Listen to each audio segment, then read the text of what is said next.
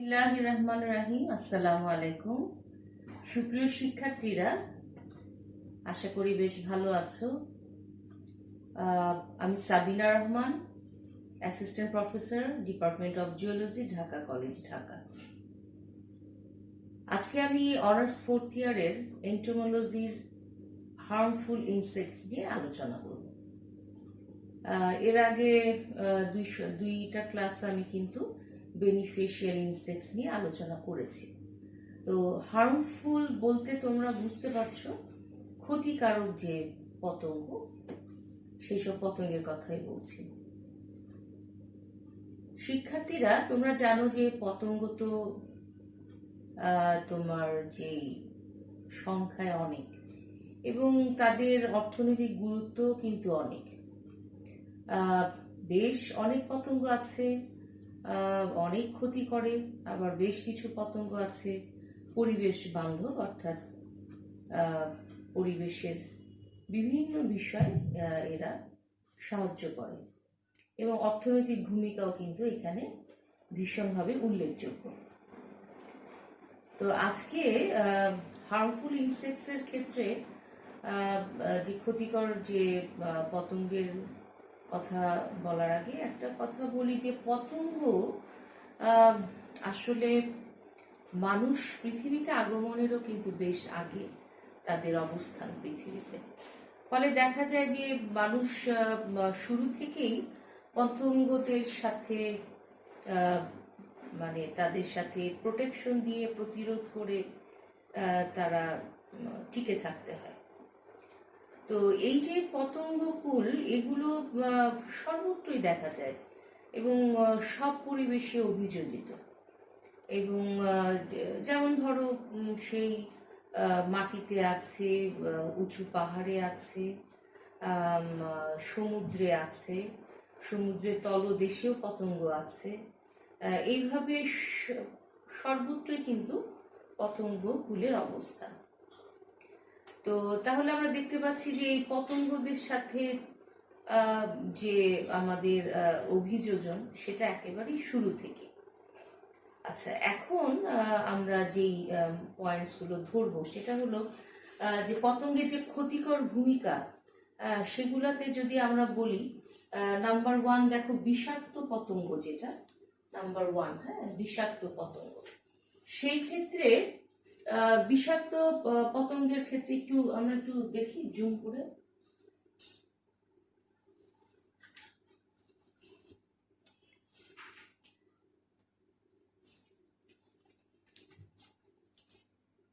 আচ্ছা, বিষাক্ত যে পদার্থগুলোর কথা বলবো, যে কিছু পতঙ্গ আছে যে মানুষ এবং বিভিন্ন গবাদি পশুর দেহে সংক্রমণ ঘটায় বা হুল ফোটায় বা কামড় দেয়। এবং এই যে কামড় দেওয়ার জন্য বা আক্রমণ করার জন্য দেখা যায় যে অনেক পতঙ্গের উদরের শেষ প্রান্তে হুল বা স্টিং থাকে, একটা অঙ্গ থাকে যেটা দিয়ে তারা খুব সহজেই হুল ফোটায়। এবং এটা অনেক সময় দেখা যায় যে তারা আত্মরক্ষা বা দেখা যায় যে সংক্রমণের জন্য তাদের এই ধরনের হুল ফুটাতে হয়, এবং যেখানে তারা হুল ফুটায় সেখানে পরে কি তারা বিষটা ঢেলে দেয়। আমি বিষাক্ত পতঙ্গের কথা বলছি। আচ্ছা, আবার হুল ছাড়াও যেমন ধরো পিঁপড়ার কথা যদি বলো, হ্যাঁ, তোমরা দেখছো যে পিঁপড়া কামড় দিলে খুব জ্বলে উঠে। আসলে পিঁপড়া যখন কামড় দেয় তখন তার যে দেহে ফর্মিক অ্যাসিড থাকে সেটা ঢেলে দেয়, ফলে দেখা যায় আমাদের ওই জায়গাটা জ্বলে, বা অনেক সময় ফুলেও যায়, ব্যথাও করে, খুব মারাত্মক যদি আক্রমণটা হয়। তো এই বিষাক্ত পদার্থের আক্রমণে কিন্তু অনেক সময় মৃত্যু পর্যন্ত হতে পারে। হ্যাঁ, আমরা যে শুধু এটা মানে আমাদের যে জ্বালা পোড়া বা ফুলে উঠে অনেক সময় জ্বরও হতে পারে, এরকম অনেক পতঙ্গ আছে, যেমন ধরো পিঁপড়া ছাড়াও মৌমাছি, হ্যাঁ, তারপরে হচ্ছে বোলতা, ভিমরুল, এদের কথা, এইসব পতঙ্গের কথা কিন্তু আমরা বলতে পারি। তাহলে তোমরা দেখলা যে বিষাক্ত পতঙ্গের ক্ষেত্রে আমরা দেখলাম যে এরা হুল ফুটায়, আবার অনেক সময় ওদের যে দেহে যে ইয়ে থাকে, তোমার পিঁপড়ার দেহে যে ফর্মিক অ্যাসিড থাকে সেটা দেয়। আবার অনেক সময় দেখবা যে প্রজাপতির যে লার্ভা আছে, হ্যাঁ, সেই লার্ভার গায়ে যে কাটা কাটা যে লোমটা থাকে, সেখানে যদি আমাদের কখনো স্পর্শ লাগে, আমরা কিন্তু খুব সহজেই সেটা দিয়ে মানে জ্বালা পোড়ায় ভুগতে থাকি, অথবা অনেক সময় চুলকানিও দেখা যায়। তো এই তো গেল হচ্ছে কি বিষাক্ত পতঙ্গের ক্ষেত্রে। এখন আসো অন্ত ও বহি পরজীবী পতঙ্গ। আচ্ছা, তোমরা জানো যে অনেক পতঙ্গ আছে যারা অন্তঃপরজীবী হিসেবে থাকে, আবার বহিঃপরজীবী হিসেবে থাকে। আবার কিছু পতঙ্গ কিছু সময়ের জন্য বহিঃপরজীবী, আবার মুক্তজীবী, আবার অন্তঃপরজীবী হিসেবে থাকে। হ্যাঁ, এক্ষেত্রে দেখো আমি তোমাদেরকে একটু লিখে দিয়েছি, তোমরা একটু নোট করো। যেমন ধরো ম্যালোফ্যাগা, অ্যানুপ্লুরা, সাইফোনোপটেরা, এটা হবে সাইফোনোপটেরা। এই বর্গের যে পতঙ্গগুলো আছে কি কি বললাম? ম্যালোফ্যাগা, অ্যানুপ্লুরা, সাইফোনোপটেরা। এই অর্ডারের যে পতঙ্গগুলো কিন্তু পুরোপুরি পরজীবী, পুরোপুরি পরজীবী। আচ্ছা, এই ক্ষেত্রে আমরা দেখো ডিপটেরা এবং হেমিপটেরা যে বর্গের যে পতঙ্গগুলো আছে, এরা কিন্তু সবসময়ের জন্য কি পরজীবী না। যেমন ধরো ডিপটেরা লার্ভাটা পরজীবী, কিন্তু এদের পূর্ণাঙ্গ প্রাণীটা বা পতঙ্গটা হচ্ছে মুক্তজীবী, ডিপটেরা। তোমরা জানো ডিপটেরা অর্ডারের একটা পতঙ্গের নাম বলো তো? মশা, ঠিক বলেছ। এই যে মশা, এই মশাটা কিন্তু অল্প সময়ের জন্য কি থাকে? পরজীবী হিসেবে থাকে, তারপরেও কিন্তু তারা আর পরজীবী হিসেবে থাকে না। ঠিক আছে? আচ্ছা, তাহলে তোমরা দেখতে পাচ্ছ যে অন্ত এবং বহিঃপরজীবী যে পতঙ্গগুলো আছে, সেগুলো আমি যেটা বললাম যে এরা কোনো কোনো সময় পরজীবী অথবা মুক্তজীবী। আবার যেটা বললাম, যেমন স্ক্রুওয়ার্ম অন্যান্য মাছি, হ্যাঁ, তারপর গবাদি পশু, মানুষ, অন্যান্য বন্যপ্রাণী দেহে বাস করে। দেহের কোনো ক্ষত বা নাক কান দিয়ে মাছি ঢুকে পড়ে এবং ডিম দেয়। লার্ভা ক্ষত দিয়ে ঢুকে পড়ে চুলকানি, প্রদাহ এবং বাড়তে থাকে। এই ধরনের অবস্থাকে মায়াসিন বলে। ঠিক আছে? আচ্ছা, এরপরে আসো রোগ জীবাণু বহনকারী পতঙ্গ। বিভিন্ন পতঙ্গ আছে শিক্ষার্থীরা, রোগ জীবাণু বহনকারী পতঙ্গ। বিভিন্ন পতঙ্গ আছে যারা হলো মানুষ এবং বিভিন্ন গবাদি পশুর রোগে শরীরে জীবাণু বহনকারী পতঙ্গ এরা, এবং রোগ ছড়ায়। হ্যাঁ, যেমন ধরো এই ক্ষেত্রে উদাহরণস্বরূপ আমরা বলতে পারি, যেমন yellow fever, bubonic plague, malaria, typhus, African sleeping sickness. এগুলা কিন্তু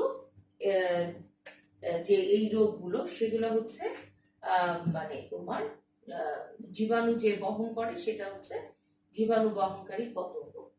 আবার বেশ মাছি আছে, মাছি কি করে? কলেরা, আমাশয়ের মতন রোগগুলাকে ছড়ায়। আচ্ছা, এখানে দেখো এই যে একটু লিখে দিই, টাইফাস, একটু জুম করে দাও। যে টাইফাস যে রোগটা আছে, এই রোগের জীবাণু, এটা কি? পেডিকুলাস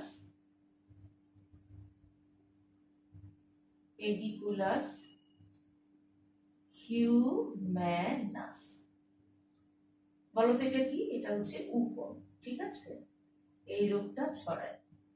ঠিক আছে? আবার ধরো তোমার ইয়েলো ফিভার, যেমন ধরো ইয়েলো ফিভার, হ্যাঁ, বা ডেঙ্গু জ্বর যেটা, সেই ডেঙ্গু জ্বর যেটা, তার জীবাণুর নাম, ইয়েটার নাম কি, যে পতঙ্গটা ছড়াচ্ছে?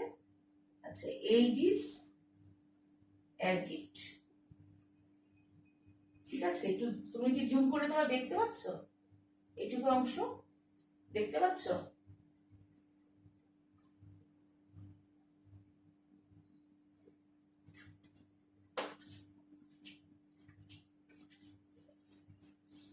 পজ করছো? কয় মিনিট হয়েছে? আচ্ছা শিক্ষার্থীরা, এই তো আমাদের গেল হলো বিষাক্ত পতঙ্গ, অন্ত ও বহিঃপরজীবী পতঙ্গ। এরপরে গেল হচ্ছে রোগ জীবাণু বহনকারী পতঙ্গ। আমরা দুটো দেখালাম এখানে এক্সাম্পল। আচ্ছা এখন আসো শস্যের ক্ষতি সাধন পতঙ্গ। আচ্ছা শস্য ক্ষেত্রে যে ক্ষতিকারক পতঙ্গগুলো আছে, সেই ক্ষেত্রে যারা চর্বণ উপযোগী মুখপাঙ্গ থাকে না, তারা কি করে শস্যের পাতা, হ্যাঁ, তারপরে কচি ডগা, তারপরে হচ্ছে তোমার কচি ডগা ডাল, এগুলো কিন্তু খেয়ে ফেলে। আবার অনেক সময় দেখা যায় যে কাণ্ড ছিদ্র করে রস শুষে নিয়ে শস্যের অনেক ক্ষতি করে। যেমন ধরো ধানের যে পতঙ্গ আছে হিসপা আর্মিজেরা, অথবা আমরা বলতে পারি পাটের যে জুট সেমিলুপার, এরকম অনেক অজস্র পতঙ্গ আছে যারা কি করে যে এইভাবে গাছের মানে শস্যের কাণ্ড ছিদ্র করে এবং রস শুষে নিয়ে একেবারে শস্যের অবস্থা 12টা বাজিয়ে দেয়। আবার অনেক পতঙ্গ আছে যারা উদ্ভিদের দেহের উপর বা বাইরে ডিম পাড়ে এবং ডিম ফুটে লার্ভা কাণ্ড ছিদ্র করে ভেতরে ঢুকে পড়ে, হ্যাঁ, এভাবে উদ্ভিদটা কিন্তু মারা যায়। আচ্ছা আমরা যে যেমন ধরো এখানে শস্যের দুটো ইয়ে দেখাতে পারি। যেমন ধরো ধানের যে ক্ষতিকারক যে পোকা আছে, যেমন হিসপা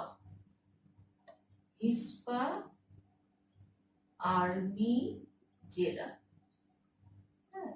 আবার জুটের পাটের ক্ষেত্রে দেখতে পারি পাট, যেটা জুট সেমি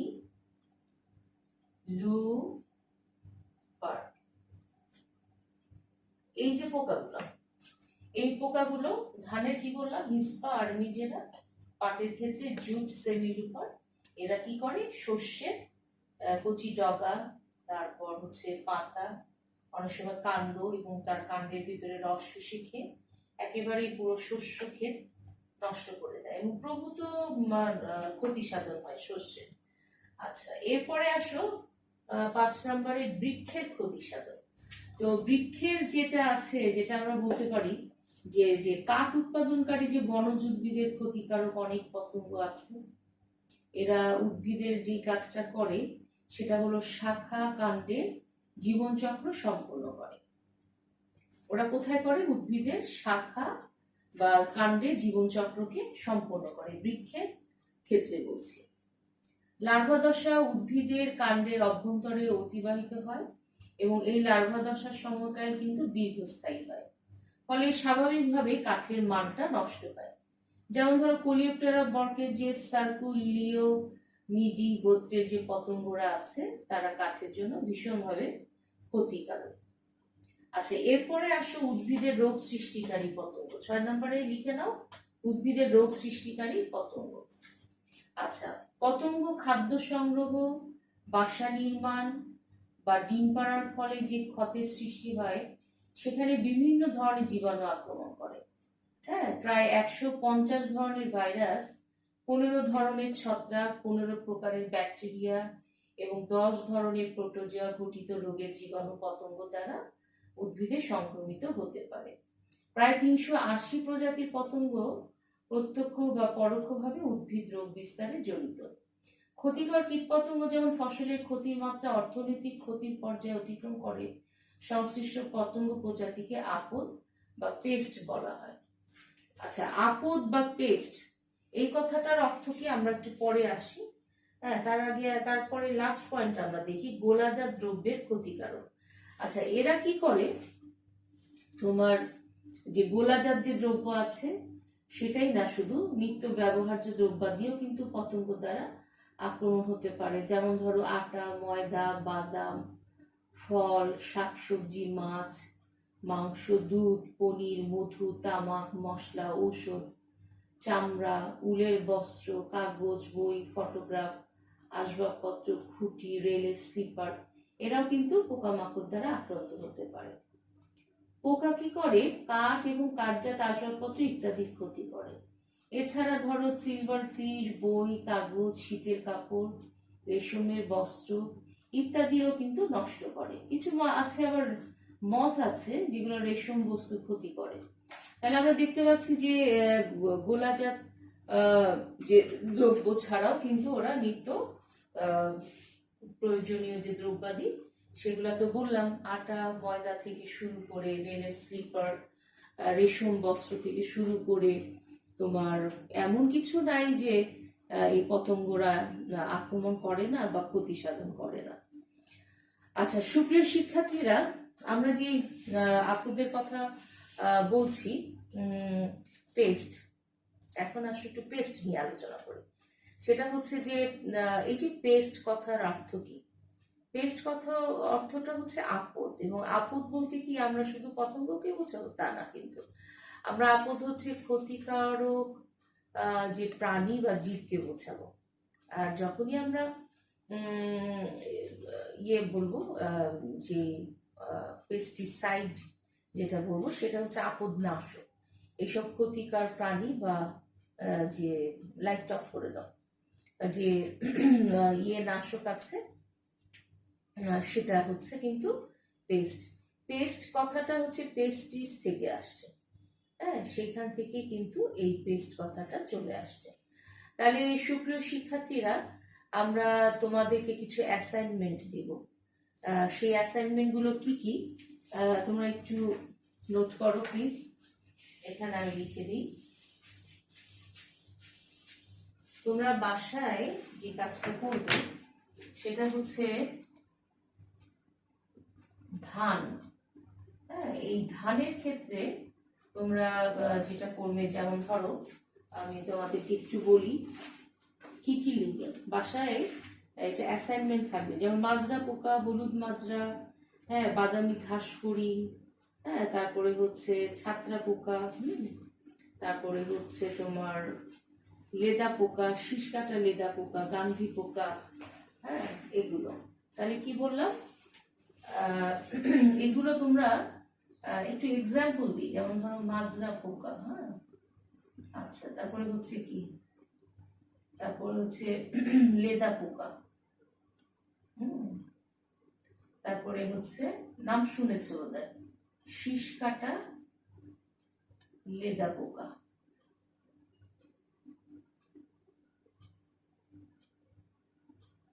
তারপরে হচ্ছে ধরো ঘাস ফড়িং,